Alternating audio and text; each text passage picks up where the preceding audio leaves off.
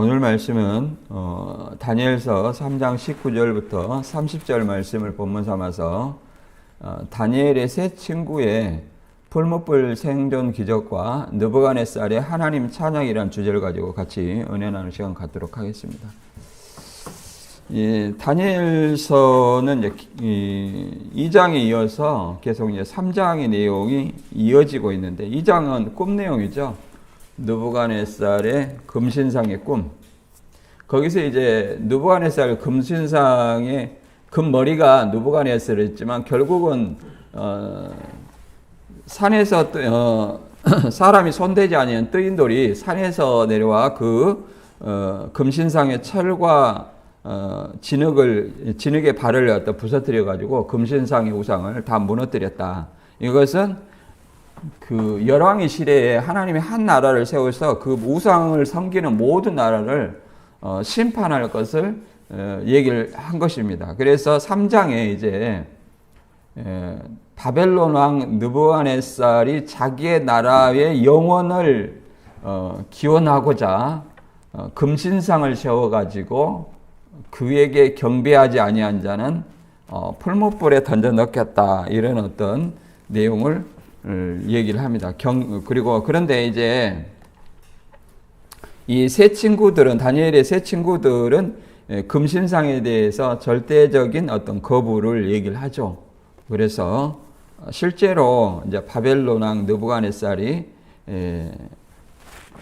사드락 메삭 아벳느고를 이제 군사들한테 말해서 이제 결박해 가지고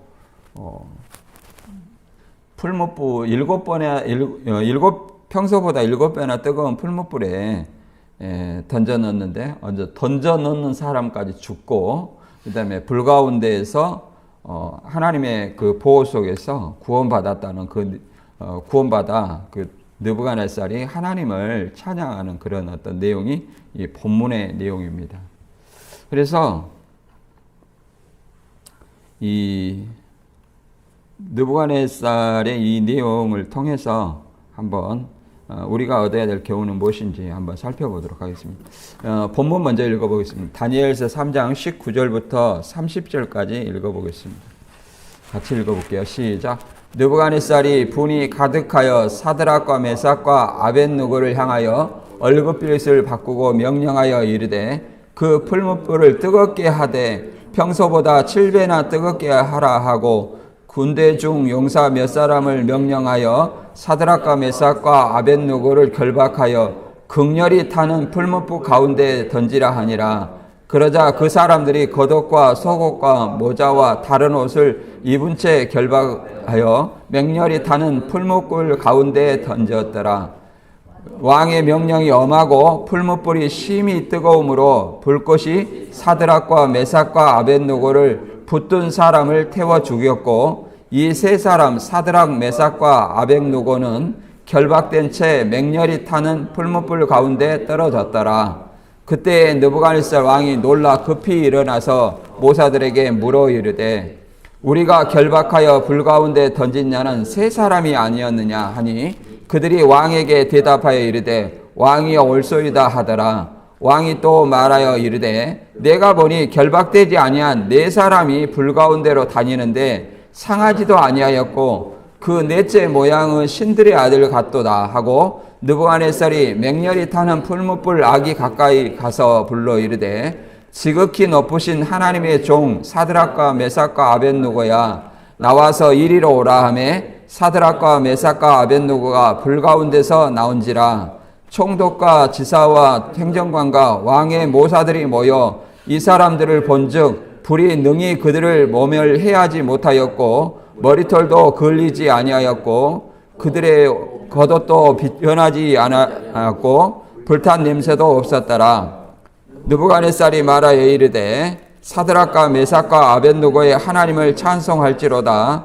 그가 그의 천사를 보내어 자기의 의뢰하고 그들의 몸을 바쳐 왕의 명령을 거역하고 그 하나님 밖에는 다른 신을 섬기지 아니하며 그에게 절하지 아니한 종들을 구원하셨도다. 그러므로 이제 내가 조서를 내리노니 각 백성과 나라와 각 언어를 말하는 자가 모두 사드락과 메삭과 아벳느고 하나님을 경솔히 말하거든 그 몸을 쪼개고 그 집을 거름터로 삼을지니 이는 이같이 사람을 구원할 다른 신이 없음이니라 하더라. 왕이 드디어 사드락과 메삭과 아벳느고를 바벨론 지방에서 더욱 높이니라. 아멘. 이 다니엘서 얘기하면 이 내용하고 다니엘이 사제굴에 들어가서 살아나온 얘기를 많이 얘기를 하죠. 그래서 이런 어떤 놀라운 이적이 말 그대로 오늘날의 은사주의 얘기할 때 마가복음 16장 17절 이하에 보면 믿는 자의 표적은 5가지를 얘기를 했죠. 뭐 방을 말하며 귀신을 쫓으며 새 방을 말하며 뱀을 집으며 무슨 독을 마실지라도 해를 받지 아니하고 병든 자에게 손을 얹은 즉 나으리라. 이렇게 5가지를 얘기했는데 실제로 이 무슨 독을 마실지라도 해를 받지 아니하고 그런 것처럼 여기 이 다니엘에는 불 가운데 또 사자 불 가운데에서 하나님의 보호하심으로 말미암아 이렇게 다니엘의 세 친구가 오늘 본문에서는 불 가운데에서 구원받았다는 것을 우리가 볼 수 있습니다. 다니엘의 세 친구를 하나님이 보호하신 것은 하나님의 어떤 십계명, 다른 신 섬기지 말라, 우상 숭배하지 말라. 이 계명을 지켜서 그 정절을, 신앙의 정절을 유지했기 때문에 하나님께서 보호하신 줄로 우리가 생각합니다. 그래서 이 본문을 통해서 우리가 알 수 있는 것은 무엇인지 깨닫는 시간이 되기를 바랍니다. 본문 읽어보고 살펴보도록 하겠습니다. 본문을 들어가기 전에 이 배경이 다니엘서 2장에서 시작되는 겁니다. 2장도. 이제 뜨인들에 의해 부서진 왕의 큰 신상의 꿈에 대한 해석을 다니엘이 했잖아요. 그래서 이 큰 신상이 있었는데 그 머리는 금이고 그 금머리가 누구예요? 바벨론 왕이다. 그리고 은은 가슴과 팔은 은이고 배와 넓적다리는 롯이요 종아리는 철이요 그 발에 얼마는 철이요 얼마는 진흙이었나. 이것은 네 나라를 상징한다고 그랬습니다. 그래서 바벨론 헬라 로마 바사 헬라 로마 이렇게 네 나라를 상징했고 이제 발가락은 철과 진흙은 바벨론 이후의 나라라고 있습니다. 그래서 이 큰 신상을 손대지 아니한 돌이 이 돌과 진흙에 섞인 어떤 그 발부터 이렇게 부서뜨려서 전부 이렇게 무너뜨렸습니다. 이것은 크신 하나님이 다니엘의 왕에게 장래일을 알게 하신 것이다. 그걸 이게 다니엘이 해석한 거죠. 그래서 이거를 이 느부갓네살이 자기 나라가 멸망할 것을 꿈으로 보여줬다는 것이고, 그래서 자기 나라가 멸망하지 않고 영원하기를 원하는 마음에서 이제 금신상을 세워놓고, 그렇죠? 금신상을 온 몸을 금신상을 하죠. 금신상. 전체를 머리만 금이 아니라 전체를 금으로 한다는 것은 이 바벨론 나라가 영원하기를 바라는 마음에서 그 가슴과 팔 그냥 배와 넓적다리, 그냥 종아리, 발가락 이렇게 점점 이렇게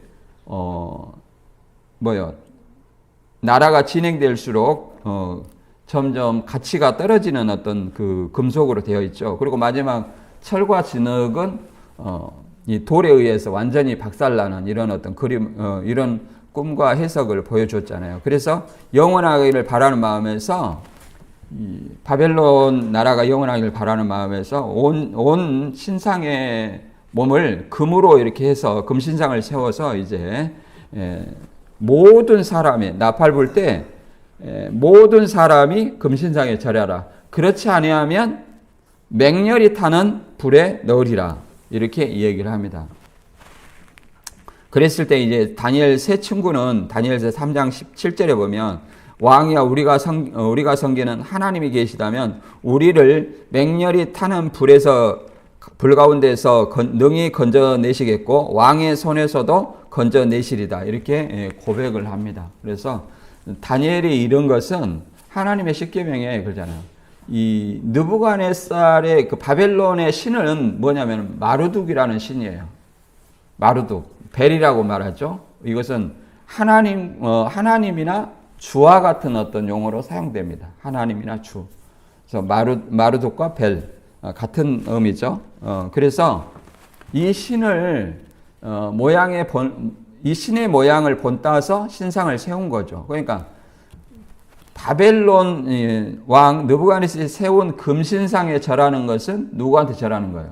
우상 숭배이지만 그 우상 숭배 그 위에 마르둑이라는 어떤 다른 신에게 절하는 거예요. 그렇기 때문에 십계명을 어기게 되는 거죠. 그래서 하나님의 계명을 지키기 위해서 능히 이 세 친구들은 거부를 한 겁니다.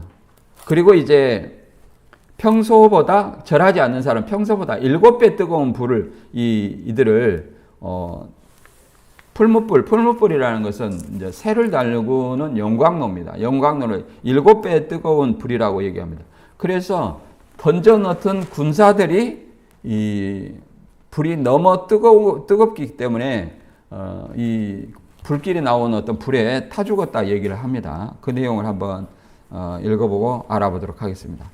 다니엘서 3장 19절 이하 느부갓네살이 분이 가득하여 사드락과 메삭과 아벳느고를 향하여 얼굴빛을 바꾸고 명령하여 이르되 그 풀무불을 뜨겁게 하기를 평소보다 7배나 뜨겁게 하라 하고 군대 중 용사 몇 사람에게 명령하여 사드락과 메삭과 아벳느고를 결박하여 극렬히 타는 풀무불 가운데 던지라 하니라. 그러자 그 사람들이 겉옷과 속옷과 모자와 다른 옷을 입은 채 결박하여 맹렬히 타는 풀무불 가운데 던졌더라. 왕의 명령이 엄하고 풀무불이 심히 뜨거움으로 불꽃이 사드락과 메삭과 아벳느고를 붙든 사람들을 태워 죽였고 이 세 사람 사드락과 메삭과 아벳느고는 결박된 채 맹렬히 타는 풀무불 가운데 던져졌더라. 이렇게 얘기를 합니다. 평소보다 7배나 뜨거운 어떤 불에 던져놨다가 그 옷을 입은 채 이렇게 결박을 했죠. 모든 옷을 입은 채 결박을 했고 던져 넣는 군대 군사죠. 그 군인들이 이렇게 이 세 친구를 풀무불에 던져놨다 오히려 타져 죽었다는 거예요. 그만큼 어떤 뜨거운 곳에 뜨겁다 이렇게 얘기합니다. 그리고 이제 7배라는 것은 성경에 7이라는 숫자가 많이 나와요. 우리가 7이라는 숫자는 보통 의미가 완전수를 상징합니다. 완전수.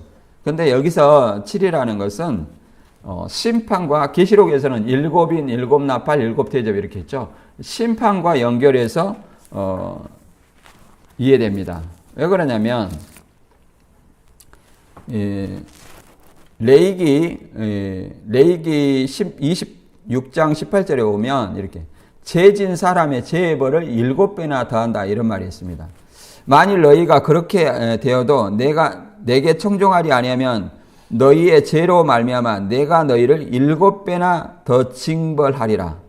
하나님의 말씀을 청종하지 않고 죄를 짓는다면 7배나 더 징벌하리라. 이렇게 7배 더 징벌이 나오죠. 그 다음에 21절에도 마찬가지죠. 너희가 나를 거슬러 내게 청종하지 아니할진대 내가 너희 죄대로 너희에게 7배나 더 재앙을 내릴 것이다. 이 7배의 징벌, 7배의 재앙을 얘기를 합니다. 그리고 이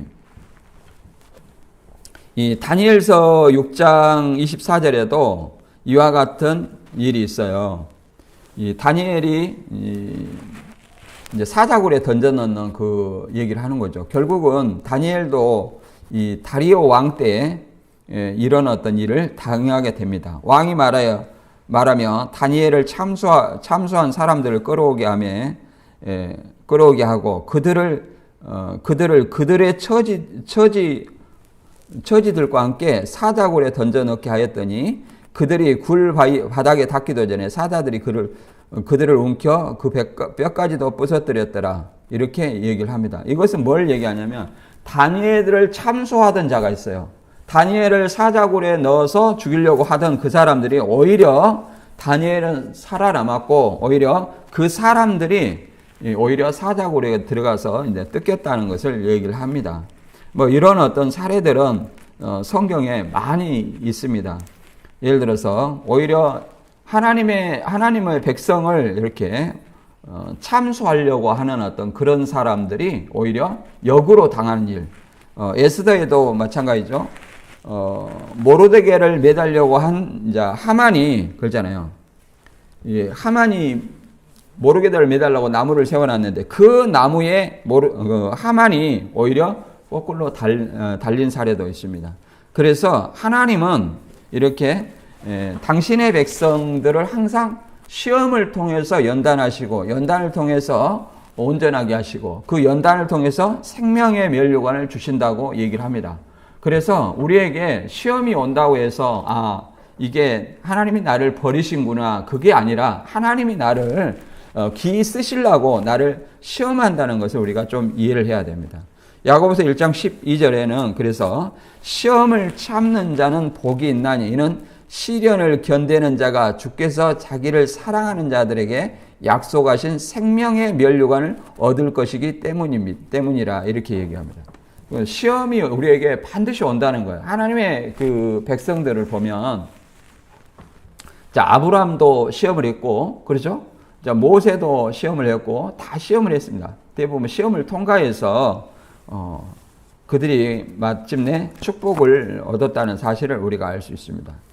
그래서 이 하나님의 말씀을 지킨 사람들은 항상 이사야 43장 2절의 말씀처럼 내가 물 가운데 지날 때 내가 너희와 함께 할 것이라 강을 건널 때 물이 너를 침몰하지 못할 것이며 내가 너를 불 가운데 지날 때에도 타지도 아니할 것이요 불꽃이 너를 사르지도 못하리니 이렇게 말합니다.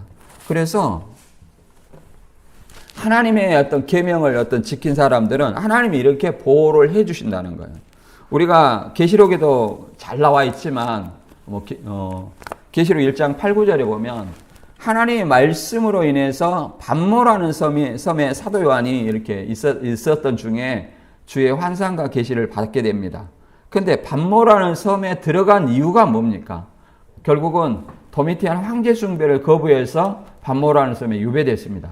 근데 계시록 13장 15절에 보면 황제 숭배를 짐승과 우상에게 경배하지 않는 자는 누구든지 다 죽인다 했는데 왜 안비바는 죽고 사도 요한은 반모섬으로 유배됐느냐. 우리가 이걸 생각해 볼 수 있어요. 저는 이제 개인적으로 생각해 보기를 다 11사도는 다 처참히 순교를 당했는데 왜 사도 요한만 순교를 안 당했는가 그걸 생각을 해 봤어요. 그런데 제가 생각을 해 보니까 유일하게 예수님을 배도하지 않고 십자가 곁에 마리아와 함께 어머니와 함께 이렇게 지켰던 사람이 누구야? 사도 요한입니다. 물론 대제사장과 이렇게 아는 어떤 그 인맥도 있지만 아무튼 그런 연관 때문이 아닌가 저는 개인적으로 그렇게 생각합니다. 그다음에 유대인들의 어떤 평균 수명이 40세, 50세 이 정도가 많이 사는 건데 평균 수명이 그런데 이 사도 요한은 90세까지 장수하다 돌아가셨단 말이에요. 90세까지. 반모섬에 1년 6개월 동안 유배되었다가 다시 돌아와가지고 에베소에 장수하다가 돌아가셨어요. 그러면 반모섬에 유배되기 전에는 이제 두 가지 전승이 있었다고 말하죠. 뭐 성지순례 가면 이 두 가지 중에 하나는 얘기한다고 얘기합니다. 뭐냐면은 이제 독약 전승이 있고 이제 가마솥 전승이 있어요. 그래서 독약을 이렇게 먹였는데 안 죽었다는 거예요. 그래서 옆에 군인한테 먹으니까 이제 군인은 죽었다는 거죠. 그래서 또 이게 끓는 가마솥에 넣었는데 안 죽었다는 거예요. 그래서 이제 반모섬에 유배됐다는 거다. 반모섬은 유배지. 거기서 뭐 채석장 일을 했다고 이렇게도 얘기를 합니다. 지금 반모섬에 가면 계시동굴이라는 이런 어떤 그 벽화도 나온다고 하죠. 이런 것처럼 하나님께서 보호하시면 어느 누구도 어떤 사람을 보호해요. 하나님의 말씀을 철저히 지킨 사람. 그러면 사도 요한밖에 예수의 말씀을 지킨 사람이 없지 않느냐. 물론 11사도 나머지 사도들도 예수님 십자가 달려 다 도망갔지만 그들이 뭐 배도한다 해서 반드시 신처이처럼 멸망당하는 것이 아니라 그들이 회개하고 돌아온 거예요. 예수님이 부활해서 다 다시 돌아온 거예요. 도망갔지만. 특히 이제 베드로는 나머지 그 사도들보다 3번이나 부인하고 저주까지 하면서 나갔잖아요. 그렇지만 그것이 배도가 아니고 뭐겠습니까? 그러나 베드로는 뉘우치고 예수님이 부활하셨을 때 다시 돌이켰다는 사실이에요. 그래서 누구든지 잘못을 하지만 죄를 지을 수 있지만 다시 회개하고 주님께 돌아오는 것이 중요합니다. 그런 사람을 우리 하나님께서는 사용하신다는 걸 알아야 되고, 또 이 풀무불에서 이제 그 하나님의 어떤 천사를 통해서 이렇게 보호하는 어떤 모습이 나옵니다. 하나님이 이렇게 보호하는 것은 말 그대로 이 세 친구가 하나님의 계명을 지켰고 신앙의 정절을 지켰기 때문에 이게 보호하신다는 사실을 알아야 돼요. 다니엘서 2장 24절 이하 읽어보겠습니다. 그때 느부갓네살 왕이 놀라 급히 일어나서 모사들에게 물어 이르되 우리가 결박하여 불 가운데 던진 자는 세 사람이 아니었느냐 하니 그들이 왕에게 대답하여 이르되 왕이 올소이다 하더라. 왕이 또 말하여 이르되 내가 보니 결박되지 아니한 4사람이 불 가운데 닿는데 상하지도 아니하였고 그 넷째 모양은 신들의 아들 같도다 하고 느부갓네살이 맹렬에 타는 풀무불 악이 가까이 가서 불러 이르되 지극히 높으신 하나님의 종 사드락과 메삭과 아벳노고야 나와서 이리로 오라 하매 사드락과 메삭과 아벳노고가 불 가운데서 나온지라. 총독과 지사와 행정관과 왕의 모사들이 모여 이 사람들을 본즉 불이 능히 그들의 몸을 해하지 못하였고 머리털도 그을리지 아니하였고 겉옷빛도 변하지 아니하였고 불탄 냄새도 없었더라. 신앙을 안 하면 이 말을 믿을 수가 없어요. 풀무불이 쇠를 녹이는 것인데 평소에도 이 풀무불이 쇠를 녹이는데 그보다 평소보다 7번이나 뜨거운 불이라는 거죠.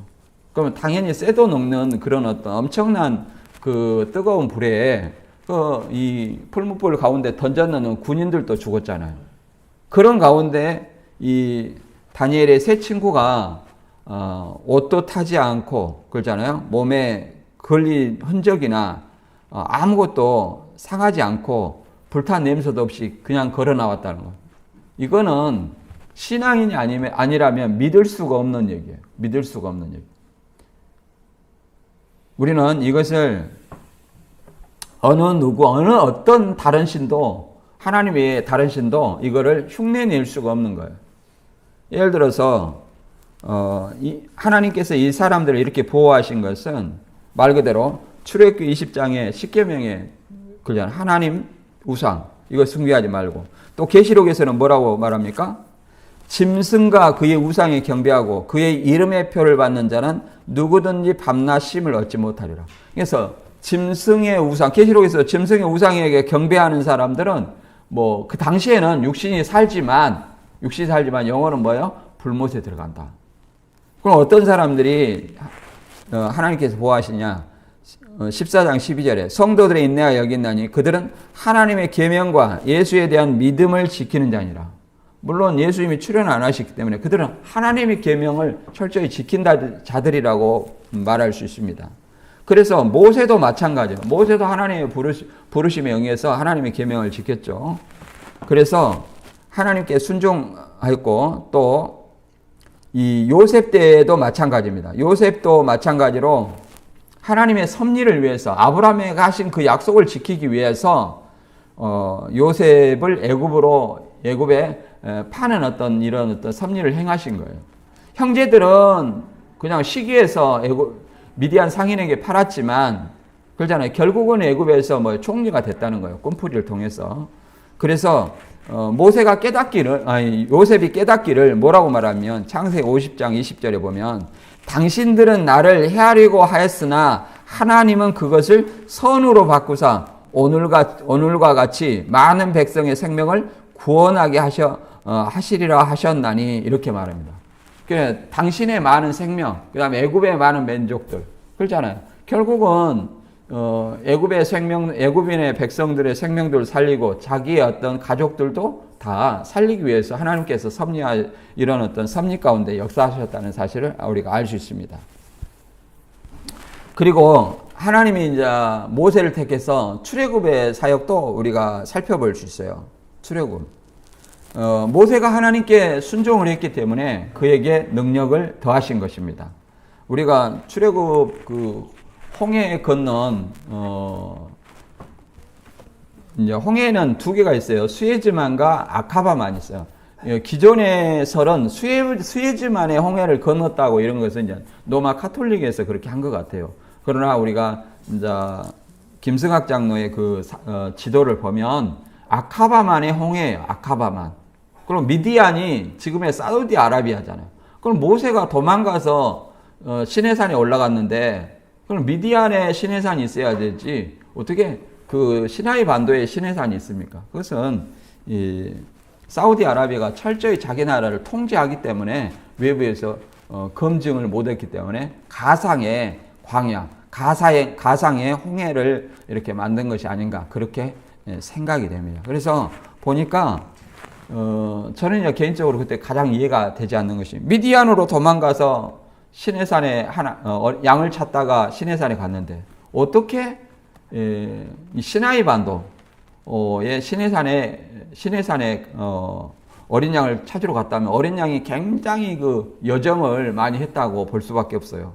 그리고 미디안에는 지금은 어디예요? 사우디아라비아예요. 그리고 사도 바울도 회심하고 나서 어디로 갔습니까? 아라비아에 갔다고 얘기합니다. 갈라디아에서.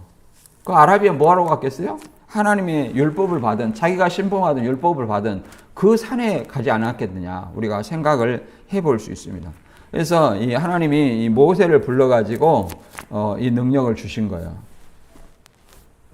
출애굽기 14장 21절 22절 보면 모세가 바다 위로 손을 내밀어 여호와께 큰 동풍이 밤새도록 바닷물을 물러가게 하시니 물이 갈라져 바다가 마른 땅이 된지라 이스라엘 자손이 바다 가운데 육지로 걸어가고 물은 그들의 좌우에 벽이 되니 이렇게 말합니다. 이제 출애굽의 이제 모습인데 우리가 그 그림을 한 번씩 보셨을 거예요. 제가 보여줘서. 근데 누에이바라는 곳이 있죠. 누에이바에서 사우디아라비아 쪽으로 건너는 그곳이 뭐예요? 이제 그곳 지도를 보면 누에이바 해변이 있어요. 해변이. 얼마나 많은 시간 동안 그 모래들이 흘러가지고 그 해변을 만들었는지. 이 장정만 60만이니까 이스라엘 민족이 다산의 민족이라 보고 한 가정에 몇 명? 부모가 2명, 자녀가 3명으로 봤을 때 모세의 가정을 봤을 때 그러면 뭐예요? 얼마입니까? 한 300만 명. 5, 6, 30. 300만 명 정도가 머물 수 있는 그런 해변이 어디가 있냐면 거기 하나님께서 계속 이 역사를 위해서 미리 만들어 오셨다는 거예요. 미리. 그리고 하나님께서 그 누에이바 그 해변에서 맞은편 그 홍해를 아카바만 그 홍해를 건널 때 그 길만 뭐예요? 얕아요. 어떻게 이렇게 할 수 있을까요? 그리고 양옆에는 말 그대로 1000m 낭떠러지 이렇게 바닷물로 채워져 있는데 진짜 만약 그것이 이 바닷물을 갈랐다 할지라도 이렇게 1000m 낭떠러지 이렇게 거기가 모래가 쌓이지 않았다면 바다 가운데 모래가 쌓이지 않았다면 바다 이렇게 내려갔다가 다시 올라와야 되는 이게 가능하겠어요? 네, 그게 불가능하다는 얘기죠. 그래서 하나님께서 이 출애굽을 위해서 얼마나 많은 어떤 시간 동안 그 역사를 해오셨는지 이 자연의 섭리까지도 그걸 이용하셔서 역사를 해왔는지 우리가 그 출애굽의 역사를 보면 놀랍습니다. 하나님을 안 믿는 어떤 그 백성들에게 하나님의 능력을 모세를 원망하고 하나님을 원망하는 그 사람들에게 이렇게 출애굽의 능력을 또 홍해의 능력을 이렇게 보여주시는 거예요. 그리고 이 다니엘에서도 마찬가지로 아까 다니엘을 해하고자 하는 그 사람들이 오히려 사자에게 찢긴 것처럼 다니엘도 6장 22절에 보면 나의 하나님이 이미 그의 천사를 보내어 사자들의 입을 봉하셨으므로 사자들이 나를 상하지 못하였사오니 이는 나의 무죄함이 그 앞에 명백함이오며 또 왕이여 나이는 왕에게도 해를 끼치지 아니하였나이다 하니라. 이렇게 얘기를 합니다. 하나님이 다니엘을 이렇게 이 다리오 왕이 말 그대로 다니엘을 사자굴에 던졌지만 어떻게 되는 거예요? 결국은 하나님이 천사를 보내면서 사자들로부터 보호를 해주셨다는 것을 알 수 있습니다. 사자들의 입을 봉하사 다니엘을 보호했다는 거예요. 다니엘의 세 친구들을 사자를 보내서 하나님의 천사를 보내서 그 세 친구들을 불가운데서 보호한 것처럼 마찬가지라는 거죠. 욥도 마찬가지죠. 욥도 공경에서도 결국은 공경에서 믿음을 지켰기 때문에 결국은 7배나 더 많은 갑절이나 많은 어떤 소유를 주셨다 이렇게 얘기합니다. 욥기서 42장 10절에 보면 욥이 그의 친구들을 위하여 기도할 때 여호와께서 욥의 공경을 돌이키시고 여호와께서 욥에게 이런 이전 모든 소유보다 갑절이나 주신지라. 이렇게 갑절의 축복을 주었다. 그래서 야고보서에서는 욥의 인내를 배우라 이렇게 얘기하죠. 욥의 인내를 배우라 이렇게 얘기합니다. 그 욥의 친구들은 뭐 엘리바스, 빌다, 소발 이런 친구들이 이 욥에게 계속 충고를 했던 친구들이죠. 그리고 또 어떤 사건이 있냐면 이 사도행전에 보면 이제 바울과 신라가 16장에 보면 바울과 신라가 이제 하나님의 복음을 전하다가 감옥에 들어갔어요. 그때 감옥에 들어가서 기도하고 찬송할 때 옥문이 터지고 쇠사슬이 풀어졌어요. 이런 어떤 일들이 초대교회에도 있었다는 것을 우리는 알 수 있습니다. 그래서 간수가 그러잖아요. 자기 재수가 달아나면 어떻게 됩니까? 결국은 죽을 수밖에 없어요. 책임을 물어가지고. 그래서 자살하려 하니까 그리하지 말라. 우리 아직 여기 있다. 이렇게 해가지고 기독교인들이 다 아는 우리가 어떻게 해야 구원을 얻을 수 있습니까? 이렇게 물어보잖아요. 간수가. 그러니까 주 예수를 믿으라. 그리하면 너와 내 집이 구원을 얻으리라. 여기까지만 하는데 그 뒤에 보면 예수님을 믿게 하기 위해서 주님의 복음을 전했어요. 그 사람들, 그 가족에게. 사도행전 16장 32절에 보면. 그래서 믿게 된 거예요. 이방인 고넬료도 마찬가지로 고넬료로 인해서 그의 가족이 그렇잖아요. 복음을 듣고 성령이 임한 거예요. 내가 가만히 나만 복음을 들었어요. 그럼 나만 구원받는 거예요. 예수님이 이후로는요. 자기의 죄는 자기가 담당하는 거예요. 자기의 죄는 자기가 담당해요. 그러니까 내가 복음을 믿으면 내가 구원받고 나로 인해서 우리 집이 구원을 받으려면 나로 인해서 다른 사람이 복음을 믿어야 돼요, 안 믿어요? 믿어야 됩니다. 그래야 구원을 받는 거예요. 그게 성경의 원리입니다. 그리고 이제 느부갓네살이 하나님의 세 사람의 어떤 구원과 하나님의 선양조서 반포와 우대를 합니다. 하나님을 다르게 말하거나 안 좋게 말하거나 그런 사람들 완전히 죽인다고 이렇게 선포를 하는 내용이 있죠. 3장 28절 이하 읽어보겠습니다. 느부갓네살이 말하여 이르되 사드락과 메삭과 아벳노고 하나님을 찬송할지로다. 그가 그의 천사를 보내사 자기를 의뢰하고 그들의 몸을 바쳐 왕의 명령을 거역하고 그 하나님 밖에는 다른 신을 섬기지 아니하며 그에게 절하지 아니한 종들을 구원하셨도다.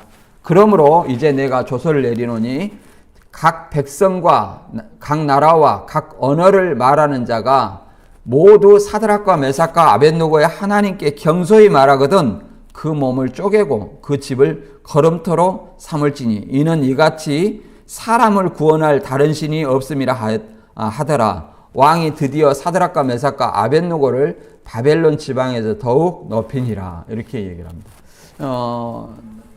다니엘이 꿈과 그 해석을 할 때 하나님을 찬양한 것이 있었어요. 하나님의 은밀한 것을, 이 은밀한 것을 보이는 것은 하나님, 다니엘이 믿는 하나님밖에 없다. 이렇게 시인을 했지만 결국은 3장에서 바벨론 신상을 세웠잖아요. 그것은 하나님을 진실로 믿지 않는 거였어요. 여기는 좀 이제 조소까지 내려가지고 누구든지 이제 이 사드락과 메삭과 아벳느고의 하나님을 잘못 말하면 그러잖아요. 경솔히 말하면 몸을 쪼개고 죽이겠다 이런 법까지 내리죠. 그리고 또 그 하나님을 찬양하고 그래서 바벨론 지방에서 관리를 맡았는데 더욱 이제 높이는 어떤 일을 합니다. 그래서 이런 어떤 일들이 다니엘서 6장에 보면 비슷한 일이 있어요. 다리오 왕 때. 이제 내가 조서를 내리노라. 내 나라 가날 아래에 있는 사람들은 다 다니엘의 하나님 앞에서 떨며 두려워할지니 그는 살아계시는 하나님이시요 영원히 변치 않으실 이시며 그의 나라는 멸망하지도 아니할 것이요 그의 권세는 무궁할 것이며 그는 구원도 하시며 건져내기도 하시며 하늘에서든지 땅에서든지 이적과 기사를 행하시는 이로써 다니엘을 구원하여 사자의 입에서 벗어나게 하셨음이라 하였더라. 이 다니엘이 다리오 왕의 시대에 바사 사람 곧 고레스 왕의 시대에 형통하였더라. 그렇죠. 이 바벨론 왕 시대부터 바사 왕 또 고레스까지 다니엘이 기록됐잖아요. 그 시대까지 다니엘이 형통했다 이렇게 얘기합니다. 이 형통할 수밖에 없었던 이유는 제가 조금 전에도 말했듯이 하나님의 계명을 온전히 지켰기 때문이다. 오늘날에는 뭐야? 하나님의 계명과 예수에 대한 믿음을 지킨 자들이 온전히 주님의 축복을 받겠죠. 그렇다고 해서 말 그대로 뭐 은사나 이런 걸 가지고 얘기하는 것은 잘못된 것입니다. 사도들의 어떤 그 이적과 능력 이런 것들을 모방을 해가지고 그런 것만이 성령 받았다. 예를 들어서 뭐 은사주의의 대표적인 것이 뭐예요? 방언입니다. 방언. 왜 이거는 성경을 완전히 잘못 이해한 거예요? 왜 방언만이 성령 받은 것이냐? 오순절에 성령이 임해가지고 뭐 했어요? 방언했다. 이건 개혁한 걸 보니까 그래요. 개혁한 거냐, 개혁개정. 그것을 외국어라고 이해를 못하고 방언이라고 번역되어 있기 때문에 방언으로 보는 거예요. 고린도 지방에서 하는 방언으로 이해하는 거예요. 고린도 지방에서 하는 방언은 사람이 나도 모르고 다른 사람도 모르고 사람이 알아들을 수 없는 언어예요. 외국어가 아닙니다. 그러나 사도행전에서는 15개 국의 나라 말로 성령이 말하게 하심을 따라서 얘기를 했기 때문에 그걸 방언이라, 외국어를 방언이라 하는 거예요. 그렇기 때문에 실제로 사도행전을 올바로 이해를 했다 그러려면 그걸 모방이라 하려면 성령이 외국어를 주셔야죠. 그냥 무작정 주는 것이 아니라 앞에 있는 사람이 미국 사람 있으면 영어로 얘기하고 프랑스 사람 있으면 불어가 나와야 되고 뭐 이렇게 자동적으로 나와야 된다는 거예요. 근데 그런 사람 있어요? 없죠? 그러면 그것이 사도행전의 외국어, 성령이 주는 외국어는 아니에요. 외국어는 노력해갖고 배워야지. 그래서 뭡니까? 자꾸 은사주의자들이 얘기하는 마가복음 16장 17절 믿는 자의 표적 5가지 표적 이거 가지고 얘기를 해서 그런 것 하는 사람이 성령 받았다 해가지고 춤추고 넘어지고 벌벌 떨고 이런 것들은 하나의 그러잖아요. 성령을 받았다고 해서 우리가 느끼는 게 아니에요. 성경을 보면 느끼는 게 아니에요. 그러다 보니까 성경을 모르다 보니까 아무 느낌이 없어서 성령 받은 사람은 이렇게 그러잖아요. 저렇게 벌벌 떨고 넘어지고 춤추고 하는가? 이런 어떤 생각을 하다 보니까 그걸 동경해서 거기를 가는 거예요. 그건 완전히 잘못 성경을 모르는 겁니다. 사도 바울은 고린도전 3장 16절에 이렇게 말합니다. 너희가 성령이 너희 안에 거하시는 것을 알지 못하느냐? 이렇게 얘기합니다. 그러면 평소에 이걸 느낀다는 거예요? 알지 못하지만 그러잖아요. 성령이 우리 안에 거하는 것을 거하지만 알아요, 몰라요? 느끼지 아니하기 때문에 그냥 아무렇지 않게 느끼지 않기 때문에 알지도 못하고 있다는 얘기잖아요. 성령이 믿는 사람한테는 항상 마음 가운데 거한다는 사실을 우리는 이해를 해야 됩니다. 그러나 다만 사도들처럼 능력 이적을 행하는 것은 우리가 신사도 운동이라고 해서 이단으로 정죄하고 있습니다. 그래서 그런 것은 결국은 비성경적이기 때문에 따라가면 안 됩니다. 그리고 하나님은 이렇게 여러 가지 시험을 통해서 연단해 가지고 하나님의 축복을 주신다 이렇게 얘기합니다. 보면 베드로전서 1장 16절에 보면 1장 6절에 보면 그러므로 너희가 이제 여러 가지 시험으로 말미암아 잠깐 근심하게 되지 않을 수 없으나 오히려 크게 기뻐하는도다. 너희의 믿음의 확실함은 불로 연단하여도 없어질 금보다 더 귀하여 예수 그리스도께서 나타나실 때 칭찬과 영광과 존귀를 얻게 할 것이니라.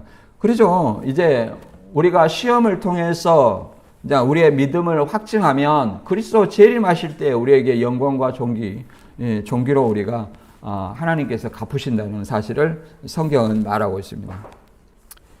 이 요셉도 마찬가지였죠. 모세가 얘기하는 것도 마찬가지고 모세가 백성에 말하되 너희는 두려워하지 말고 가만히 있어서 오늘 너희를 위하여 행하시는 구원을 보라 하고 이제 출애굽의 이 홍해를 건넌 어떤 이적을 보이셨죠. 그리고 믿는 사람들은 어떻게 해야 되냐? 이런 어떤 이적에 대해서 히브리서 11장 믿음의 선진들에 대해서 잘 설명하고 있습니다. 히브리서 11장 33절과 34절에 보면 그들은 믿음으로 나라를 이기도 하며 의를 행하기도 하며 약속을 받기도 하며 사자들의 입을 막기도 하며 불의 세력을 멸하기도 하며 칼날을 피하기도 하며 연약한 가운데 강하게 되기도 하며 전쟁의 영광함에 대여 이방 사람들의 진을 물리치기도 하며 이렇게 믿음의 선진들이 오직 믿음으로 하나님의 보호하심을 이겼고 하나님의 약속을 받고 하나님의 승리를 했다는 사실을 분명하게 말하고 있습니다. 따라서 우리 자신들도 마찬가지로 어떠한 사람이 되어야 되겠습니까? 오늘 본문 말씀 다시 한번 정리하면 바벨론 왕 느부갓네살이 다니엘의 세 친구 사드락 메삭 아벳느고를 금신상에 절하지 아니하여서 불타는 풀무불에 던져서 그렇잖아요. 던져서 평소보다 7번에 더 뜨겁게 달구어지는 어떤 이것에 던졌다고 얘기합니다. 그래서 하나님은 이들이 하나님의 계명을 지키기 위해서 금신상에 절하지 않았기 때문에 하나님이 이 청년들을 구원하시고 불 속에서도 상하지도 않게 지켜주시고 이 기적을 느부갓네살이 이제 목격을 합니다. 목격을 하고 하나님을 찬송합니다. 그리고 바벨론 지방에서 새 친구를 더 전보다 높입니다. 이 말씀을 통해서 우리가 알 수 있는 것은 하나님의 계명을 지키는 이 세 사람의 용기, 그렇잖아요. 죽음 앞에서도 계명을 위해서 목숨을 바치는 거예요. 그 결과 하나님께서는 그들을 불 가운데서 보호하셨고 또 하나님의 그걸 통해서 느부갓네살에게 하나님의 위대하심을 드러냅니다. 그리고 또한 우리는 하나님의 여기서 얻을 수 있는 것은 하나님을 의지하고 계명과 믿음을 지키는 자들은 하나님이 항상 보호하신다는 사실을 알 수 있습니다. 그래서 하나님이 살아계신 하나님의 사랑은 진짜 영원하다는 것을 알 수 있고 우리가 하나님의 계명과 믿음을 지키는 자들이 진정 주님의 쓰임받는 도구가 될 수 있음을 깨닫게 됩니다.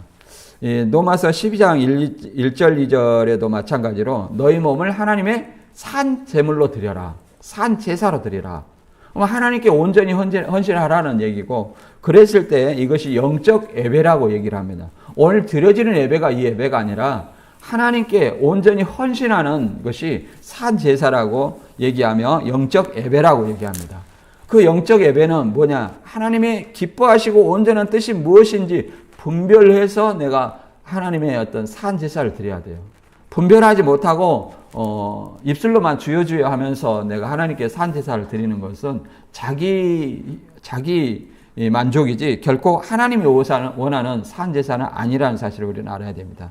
그래서 우리는 다니엘의 그 세 친구처럼 죽음 앞에서도 신앙의 정절을 지킨 그 친구들을 본받아서 하나님의 계명과 믿음을 지켜 주님의 사랑 안에 거하는 저와 여러분이 되시길 주님의 이름으로 축원합니다.